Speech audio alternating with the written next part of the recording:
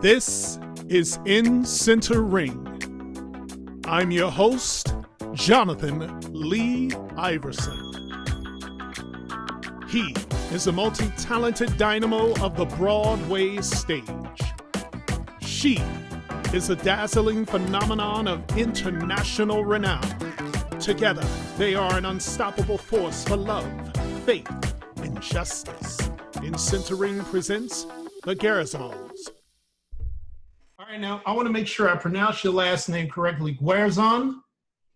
Yeah. Yeah, Guerzon, Guerzon, it's all the same. No, I want the correct one. I hate playing. I want the correct. Is Guerzon? Or you could, that's what my dad says. His siblings say Guer, like you just did.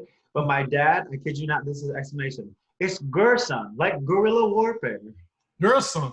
Okay, Guerzon, that's what we're doing. Guerrilla warfare. Like there's no, I don't know why he says that. But. Hey, ladies and gentlemen, boys and girls, this is a special one. I am welcoming one of my favorite couples of all time, Albert and Ester Guerzon. I'm offering my condolences to your dad. I know he just passed away. And, you know, I just loved all the tributes I saw to him. And I mean, what irony that he would share the same birthday with your lovely wife, Esther. Right. I know that's a beautiful connection. So again, my condolences. Thank you. Thank you. And, I'm just glad you guys could join me because you're so busy. You all know how to be productive, unlike the rest of us mortals.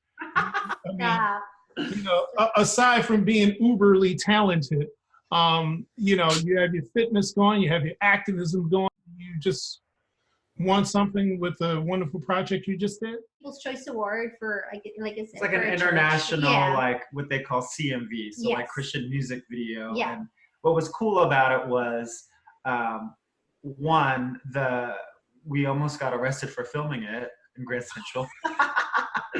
But it was so early, they're like, oh, go for it. But, you know, none of the people in it other than Esther and myself had like a performance experience. So it was really cool to just get like, just playtime almost. Just playtime with normal people and like who had no sense of playback or like loud monitors, that we were just like, okay, fuck it, just sway. You know what I mean? And so it was kind of it was a beautiful, fun project. And the fact that it was so well received was like the icing on the cake. Esther, I saw something you posted maybe a year ago, because time flies so fast, but it was so beautiful too, because you were singing with orchestra, explaining how it wasn't necessarily the style you normally sing in. And you did so much work prior to it. I thought you sound glorious. I thought, and I mean, if you could just, you know, tell us about that project, because I thought that was so bold, you know, to step into genre that is yours. It really is. It's almost like, what was I thinking? But it's, okay, so really, our church is big on that, and, you know, putting up events to showcase our music, to open it to non-members. And so that was it on a bigger platform, obviously, to perform. And prior to that, I really wasn't involved. If anything, I was just going to be a part of the registration, you know, welcoming helping people. Sign people That's in. it. And I was so happy with that. I'd be so happy because, like I said, that's not my norm. I don't sing legit. And then 2 weeks prior to the show, they reached out, the maestro reached out to me and said they need another soprano. And I'm like, I can fake it. I can do like some parts. Maybe I can help out. He said, no, just give it a shot. So I went to like one of the rehearsal, and it was so humbling. It was so humbling because I haven't been singing a while. That's one. And to wake up my high notes, like there were cobwebs, bro, like cobwebs.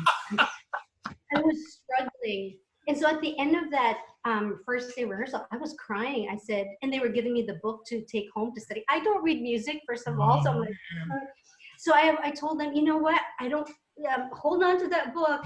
Let me think about this. So I went back to the maestro and I told him, I don't know. I really don't know. In 2 weeks, I really don't know if I'll have enough time, blah, blah, blah. I said, if you have a plan B, you know, and again, I'll be welcome to to help out in any way I can, little bits here and there. And he said, no, your plan B, C, D, and Z. Just to shorten this, so the night of the show, as I was walking out of that stage, as I'm seeing the people, I am smiling ear to ear because I'm like, here we go, Esther. Here we go. Fake it. Fake it. We gotta Just pretend smile like we it. read music. Exactly, like pretend that you know what you're doing. Okay. But that's the beauty of being a seasoned performer. I mean, sometimes you know how to play things up, you know. I mean, we've all been through it at some point. Now, the name of your church is what? Church of Christ, or Iglesia Ni Cristo, or Church of Christ. Okay, and so, I mean, this was the church's entire event. They had an orchestra and yeah. It was an international brethren from everywhere, from like our tri-state to the Philippines to Africa. UK. Yeah, we have someone from South Africa, Australia.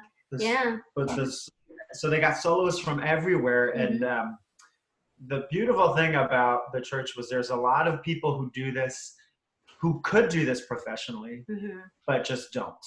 Or there's people that are undercover that do play a string instrument professionally, or studied opera in college, or do it professionally elsewhere, let's say Africa or UK, whatever. And so they went everywhere and they sort of scouted. And part of where they found S is because they knew S in Miss Saigon in London. She's like, musical theater, opera, two different things. But so they sort of went on this sort of talent search to make this oratorio. Okay. And but just to highlight what S does do, I think she did an amazing job. But the difference, and no disrespect to oratorio performers or opera singers out there. Careful now. No.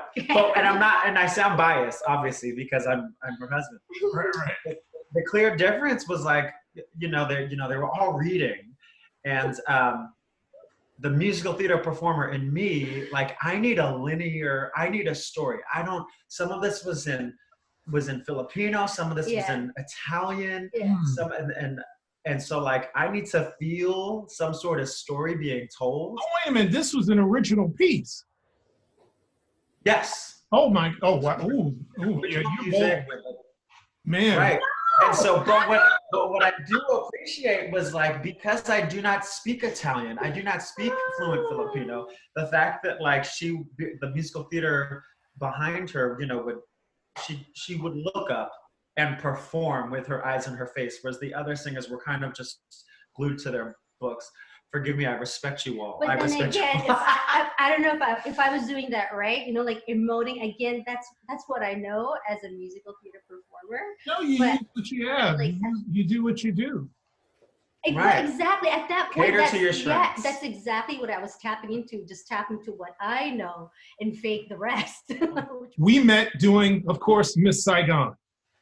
And Yes. that was a real education for me. I have to admit that, because listen, we are brown Black folks, and so we have this interesting journey throughout our lives, period. But within the entertainment industry, even within the theater world, that boasts about being very diverse, and often working with you all was so eye-opening to me.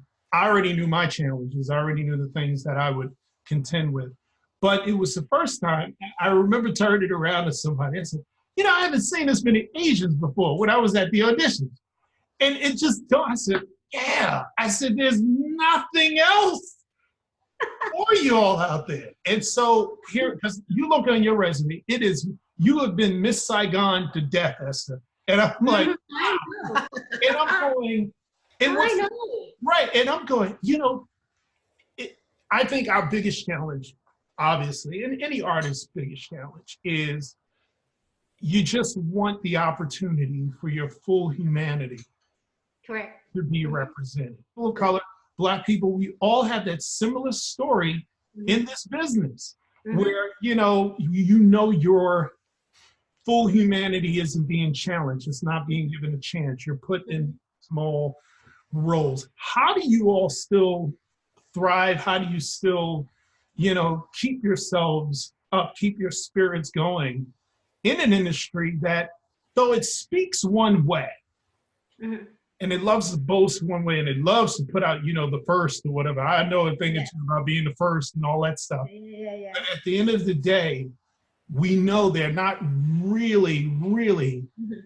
listening and seeing your full humanity. How do you all keep it up? How do you keep your creativity going? Well, I have to say, first of all, you are an amazing ambassador of that message of like, being, yes, the first, and being a person of color and doing something on such an amazing, huge, worldwide known platform. So like for that, we are honored to even be speaking with you and have this friendship. But I think it's, looking at people like yourself, looking at the people who are like trailblazing and even chipping away at like the blazing, you know what I mean? The people who are like breaking down barriers, and the people who are slowly chipping away at like the walls of what could be breaking down a barrier, that like every baby step matters. And so like for me, I've been very, other than the Miss Saigon that we all did together, I, for some reason, and I kid you not, bro, like it has been said to me, I can't book an Asian show other than the one we all did together. I mean, I did a smaller show called On This Side of the World, but it was more of a workshop. But like for the Broadway companies of King and I in Saigon, literally my agent at the time said, Al, they love you, but they said you're not the right type of Asian. And I was like, they're all Filipino. I'm like, what do you mean? They're all Filipino. Anyway, but I feel like I've been fortunate to be, we joke about the term token Asian, Right. but like the 4 Broadway shows I've been in, none of them have been Asian. Mhm. I've always been able to stand out because I'm the only person that looks like me. Mm. I know, I'm not saying that is, I cannot say rather that is all my doing. I know that there's people before me that have like, whether they be ensemble or like, I'm the guy that tends to cover the African-American part. I'm like the token Asian guy that can get the job done as a dancer and can act, sing, and dance. And he looks good in the playbill because he's different. And he can cover the African-American guy. I kid you not. The last show I did on Broadway was Escape to Margaritaville. I covered the brilliant Andre Ward. He had, he played the role with a Jamaican accent. And then the understudies, we had a dialects coach come in, and I spoke to Christopher Ashley, the director. I was like, I don't feel right doing this. And one, I'm horrible at it. And just as bad as someone doing yellow face. It's like, even if, because there was a joke in the cast, Al, you look half, you could pull half, you could be Malaysian. I was like, even if I was, like, I look more Asian than if I was even African-American. And I just put dreads on me. I'm like, I feel like that's offensive. That's offensive. So I know. And so I convinced him to, instead of offending the African-American community, offending the Asian community. And I literally played a fresh off the boat, like thick accents Filipino, but it was fun. And I got to cover the role. And I feel like whether it be an understudy for the part, it's a step. Mm. You know what I mean? And I like being that person that stands out, not to try to upstage people, but just because I've been told, even as someone who doesn't go on as a principal that day, just as a dancer, meeting someone at a stage door, being like, oh, I'm so glad to see some sort of Asian representation on this. So even though I do not open my mouth as a singer featured solo, like I know that one person, or like in the black, somewhere in the lights, someone, a little Albert, can say, you know what, this guy's slowly breaking it down. So maybe when my generation comes through, I can, and I don't have to be the understudy. And for you, Esther, I mean, do you have a similar experience as well? Because I mean, you also have the other part of that in being a woman, right? And so, one of the fascinating dynamics of feminism is not every woman's seen the same. I mean, there's the way Asian women are seen, there's the way Black women are seen, and there's a burden each has to carry. And, you know, it's interesting. I do wonder about that, like you as an Asian woman in this business, because I mean, the stereotypes vary depending on who you're talking to. And it's usually people who don't know any Asian. The challenge is to stand out, obviously, right? But if you are true to yourself, if you're true to what you can offer, and hold on to that, and I think that alone can make you stand out. That alone should be enough for you to be seen and heard. And the thing with me was, I mean, I didn't always have short hair. I mean, I know it's growing out now, but that's part of my one challenge in the beginning. I was like, I look like every other Asian. Let's do something different. Let's do something drastic. And so I cut my hair, you know, really short. And again, it's getting long now, but it's really She didn't short. just cut it. She shaved it on one side. You know, like, my dad was just like, "Who is the boy?" It was a real like a switch for me in order for me to stand out. And eventually, you know, okay, in the theater world, in the musical theater world, yes, it's a little harder because I feel like it's easier for them to cast someone if they already see it. Whereas with me, with the short hair, they have to see, you know, picture me in that certain character. That's why I kind of veered off, and I do auditions more now for TV and film. And I find, again, the look is being different in that way, like physically, makes me stand out. So staying true, but then finding ways to enhance yourself, I think, is the key. Obviously, being an entertainer, you have to keep yourself presentable. But your passion for fitness is on that level where, you know, you all keep playing around, you might have to call Sean T. So No, we're Beachbody coaches. We have met him. Yeah. We have, yeah. I love it. I love it. I don't know. I think it's just a thing, and I keep telling people, my clients and our fit fam, like, for me personally, I went into this world pretty late. I'm a late bloomer when it comes to fitness, because I heavily relied on my metabolism until I entered my 30s. It went on a halt. And prior to that, I was just like relying, like eating whatever. But then when it came to a halt, my metabolism, I was like, all right, it's time to work. It's time to work, Esther. And so I really didn't tap into this until then. And I don't know. It's just that I guess it's like singing and performing. It's like I didn't realize it would come as a second nature to me. The passion, seeing, and when I do end up teaching people, seeing that. If I can motivate them, you know, challenge them to do something that they haven't, that's an extra boost for me to make myself better. So in a way, I motivate them and they inspire me. And I love that. I love that interaction. I feel like, and again, this is obviously a little biased because my career has been more theater than film and TV, but I feel like we're athletes. You know what I mean? And I think that, you know, we forget that this is a muscle. Your voice is a muscle. We forget that in order to do 8 shows a week, your heart needs to be strong. Whether you're a dancer track or a principal singing a bunch of solos, your heart needs to be strong to sustain all of that. And for me, I found fitness as sort of an accident because I was always the guy that like led the pre-show warm up. And I would get like the props involved and the whole crew involved. And yeah, and it was... Our special guest. Goofy and Brandy, and Doberman and Pitbull. And then and also while I was doing shows on Broadway, I was still teaching. Like this one, she thinks I'm crazy. I was still teaching like 6 a.m., 7 a.m. classes, like 4 or 5 times a week. One for, look at John's face. One for me, but 2, because of the game of the business. I don't know when that show's going to close, and so I need to stick with that other job. But it was, it came to a point where like, it wasn't even about an aesthetic. It was just about like, I say it a lot when I teach. I'm like, you're strengthening your heart. I don't even talk about 6-packs or like beer bellies. I'm like, strengthen your heart for your family. You got people with guns and 6-packs, but they can't run after their own kids in their own driveway. Very true. You know what I mean?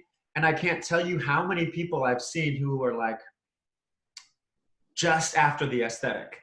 And I don't think it's about that, because you can have an aesthetic and smoke a ton of cigarettes. You can have an aesthetic and still you can have a six-pack and still die of a heart attack, and still get gout, still struggle with diabetes problems. You know what I mean? For me, it's about the internal. This virus, this whole episode has brought to light, you know, just this interesting ugliness among people. If you don't mind, can you retell like this terrible episode you had during this coronavirus madness we have going? I still work in the city. I'm considered an essential worker because I assist in managing residential buildings in the West Village. So I drive in, so there's no fear of, you know, commuting, whatnot. And sometimes part of what I do is I go and get our mail halfway through the day. It's also the time for me to like check up on Albert, talk to my family. And so it's like, you know, any normal routine. I go out, it's noontime, I go out to get the mail. And as I'm walking, actually, I just finished talking to Albert and I was about to call my sister. And it's a short distance from our office to the post office. I was wearing a mask. And then I noticed a guy came from behind me. He was really close. And then the next thing I saw was like, he was like facing, so this is me, this is the guy. And then I saw strands of saliva come out from his mouth. And I was like, I even told my sister, hang on, let me call you back. And I really had to pause because I was like, you know, because I was like, did that man just try to spit? You know, like people just has to spit, right? But then I was like, he did it 3 times and it's pretty close. And it's right in my face. This is literally like my thought process because I was so shocked. Like, I never would have expected that to happen, and to happen there in the West Village, I guess. So as my thought process was happening and I realized, no, Esther, I think he did that for you. And that's when, and instantly I was like, holy crap, he just spat at me. And again, it took a second, but he spit at me, sorry. And by the time I realized that, he was a little bit ahead of me. And so part of me was saying, turn around, go back to the office and disinfect yourself. And then another part of me said, no, go after him. I listened to that second twice. And so by the time I actually caught up to him, I noticed some people on my, they were telling me, no, don't let him go, let him go. You see other people do that. And that angered me too when they said that. And then when I sort of caught up to him, I was just screaming. I said, why would you do that? Why would you do that? At this time, why would you do that? And he was yelling random stuff to me. He was yelling, he's sick, I'm sick. I really couldn't tell anymore because he was running, like I said, he was further away from me. And that at that point, I was just like, let him go, because you don't know, he could spit at you again. And I was or worse. You know? And he was an older white gentleman too. So gentleman, wow. Gentleman. I know. Far from that. I know. I can't believe I said that. Anyway, so as I ran back to the office, I was shaking. I just literally washed myself as much as I could in our small bathroom. And then so that whole afternoon, I guess, because as soon as I got back to work, I was back at work mode. I didn't really. My boss didn't really, I mean, she did. She asked me how I was, blah, blah, blah. But it was like, you know, back to business. And I just remember having this heavy weight inside me and I couldn't really talk or let alone like think about it. I just kept brushing it off until Albert, I met up with Albert. He picked me up that day. You drove me in. I remember that. And then we just kept talking about it. And then I opened it up on Facebook. And then I saw the response from people. And it was like a huge weight because all the while I was thinking, is it just me? Did that just really happen? And why did it happen? And just going back to those people that told me I'm gonna let it go, they also didn't want to help me until it's happened to you. And I know it was just for a short period, that moment of happening to you, that isolation, it's an ugly feeling. It's very cold. It's powerless. Yes, exactly. And I don't wish for anyone to go through that because it really is. It's victimizing, and it's an ugly, ugly feeling to be in. What's going through your mind? What's going through your heart when you reconnect with her that day? Actually, she stopped and she prayed, and she was just like, "Thank you for keeping me safe. It wasn't worse than what happened. Yes, it was traumatizing, but at the same time, I feel like, you know what I mean? I got mad at her for going after the guy because I'm like, I mean, mind you, she's in great shape, but I'm like, why would you do that? Why would you do that? You know what I mean? Because of course, with me not being there, I fear that something more physical could happen. But I also just kind of feel like I'm appreciative of the support that overflowed, the other stories that came out of it. Ironically, I was working with Racism is a Virus before this incident. But for this to happen to her, we read about the Asian hate crimes, but for it to happen to my wife, I was just like, what? You know what I mean?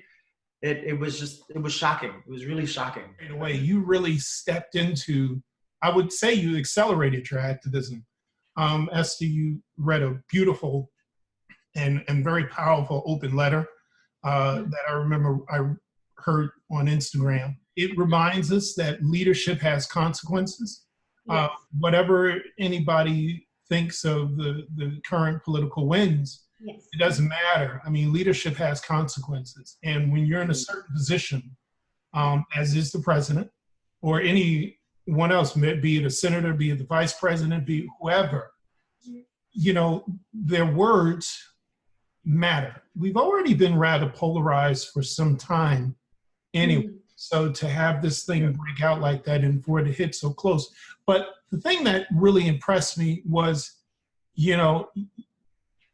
it seems like you do like what you always do in everything you do, whether it's fitness, whether it's your craft, if you're not on stage, you're writing some music or something, you really poured yourself into activism. I mean, tell me a little bit more about what you all are doing with the Racism is a Virus campaign. Started as just Asian hate crimes. And then what was a beautiful thing was like these people, DM'd us or would share. We encourage people to share their stories, their pictures. We started selling these shirts where we got none of the money and 100% of the proceeds went to Asian Americans advancing justice.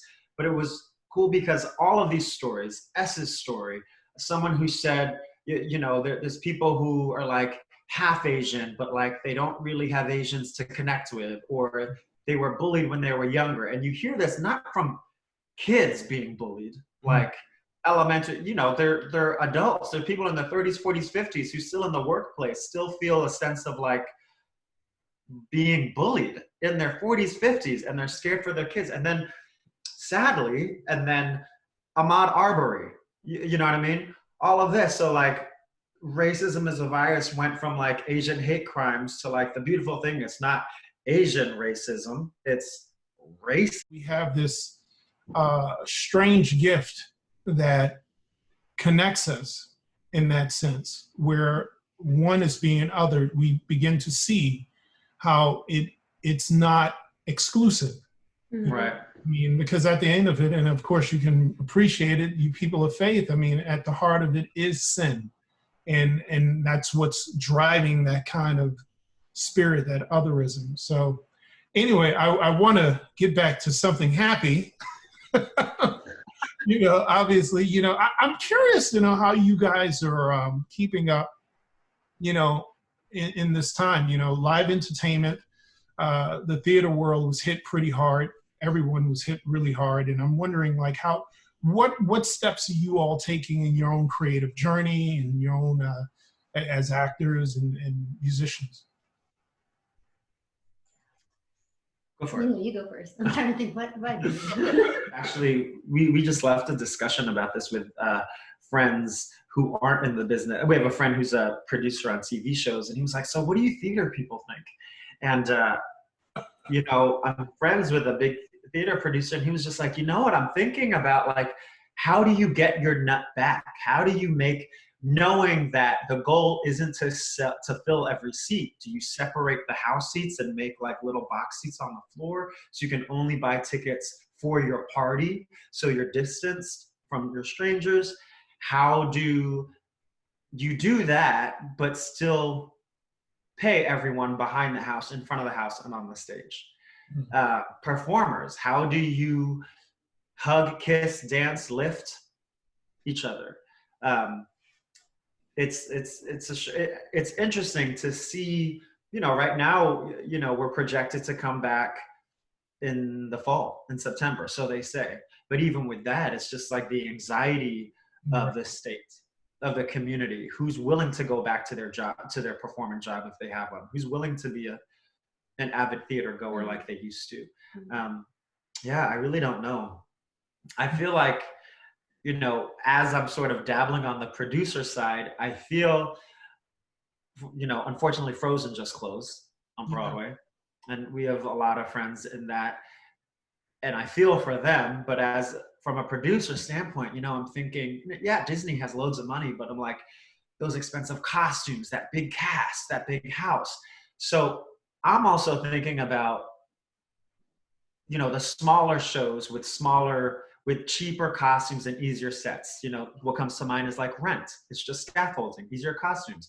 Jersey Boys, shows like that with like, the music is the star and like easy costumes, small cast. You're not paying for Phantom of the Opera chandeliers and corsets and everything. So I wonder if on a production side, things will shift to like more artists at play rather than showcasing glamour with costumes and lights and huge cast, It's so fascinating because I felt that way when I saw Hamilton, right? Like, because I remember telling my wife that when we saw it, I said, this is not, well, I mean, compared to most other Broadway shows, it didn't appear to be a very expensive undertaking. I mean, it's one set, and it's not like they have a bunch of different costume changes. It's really one set, but it's so content rich. And of course, it became this really cultural icon in theater and really in entertainment. So I think that there is definitely a really perfect argument for what you're making there, where, will producers think in those terms? Because, at the end of the day, it does come down to dollars and cents. And I can foresee we might see less and less of the extravagant and more content rich, more story driven, and, where I guess the stage is a little bit bare, so to speak, but you have to actually lean in more into what the artists are actually doing. I was just going to say, because with that being said, I guess since the development and success of Hamilton, being a content-rich kind of show, but not as your typical Broadway, with the full-on set and the costumes, or maybe they were sort of too. That maybe that that's going to be the new norm. I also think too, I mean, part of why like Escape to Margaritaville, my last show, we weren't trying to change the world. It was a jukebox musical. We're in such a big theater.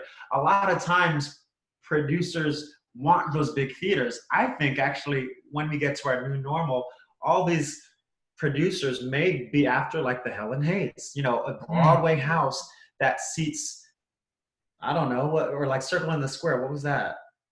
Not even 500, 300, like those smaller houses, because you'll be able to get more for your buck, or you'll be able to get more back financially.